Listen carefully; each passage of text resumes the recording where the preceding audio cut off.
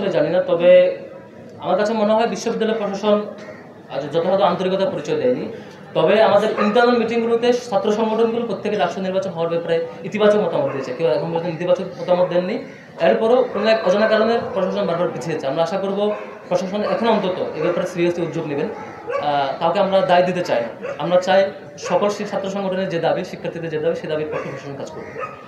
আমার মনে হয় বর্তমান প্রেক্ষাপট ডাকসু নির্বাচন পিছনে গুরুত্বপূর্ণ ভূমিকা পালন করার কোনো প্রশ্নই আসে না, বরং বর্তমান প্রেক্ষাপট ডাকসু নির্বাচন দ্রুত হওয়ার জন্য আরও একটা গুরুত্বপূর্ণ অবদান হয়ে কাজ করবে। কারণ ক্যাম্পাস অনিরাপদ বলেই, ক্যাম্পাসের চারপাশের সামগ্রিক উদ্যোগগুলো নিশ্চিত হয় নাই বলে এই ধরনের ঘটনা ঘটছে।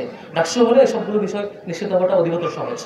আমরা মূলত যেটা চাই, প্রথমত এই ঘটনার আসল ঘটনা উন্মোচন করা, যে এখানে কী ঘটনা ঘটেছিল, কোন ঘটনার প্রেক্ষিতে আমাদের শিক্ষার্থী সাম্য হত্যাকাণ্ডের শিকার হয়েছে, এবং এখানে অপরাধী কারা কারা, টোটাল কেসটা উন্মোচিত করা। আমরা এখনো পূর্ণাঙ্গ ঘটনা কেউ জানি না। দ্বিতীয়ত হচ্ছে অপরাধীদেরকে দ্রুত বিচারের মুখোমুখি করে এটা ন্যায় বিচার নিশ্চিত করা। এই দুটা কাজে মূলত দাবি এখানে এখনো ক্লিয়ার হয়নি। সেখানে এখনো ভাষা ভাষা ইনফরমেশন, পুরোপুরি ঘটনা প্রক্রিয়া, এটার কজ ইফেক্টটা উঠে আসা।